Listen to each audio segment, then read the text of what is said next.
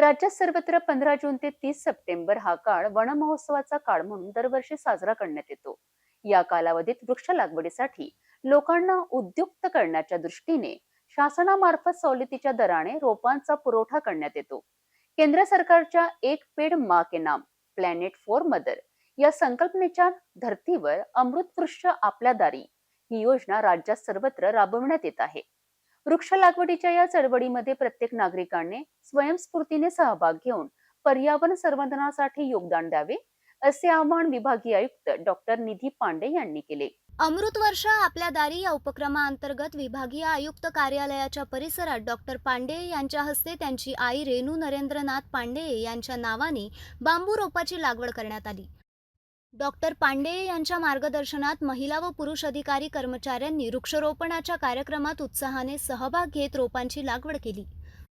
रोपांची लागवड होत असताना प्रत्येकाने आपल्या आईच्या नावाने असलेले झाड जिवंत राहण्यासाठी जोपासना करावी, असे आवाहन विभागीय आयुक्तांनी संबंधित कर्मचाऱ्यांना केले.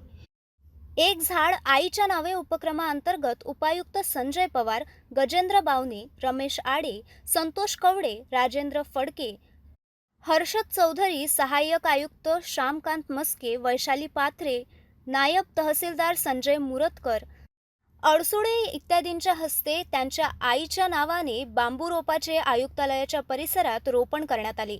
एक झाड आईच्या नावे उपक्रमाअंतर्गत विभागीय आयुक्तालयातील अधिकारी कर्मचाऱ्यांच्या हस्ते 110 बांबू रोपांची लागवड करण्यात आली.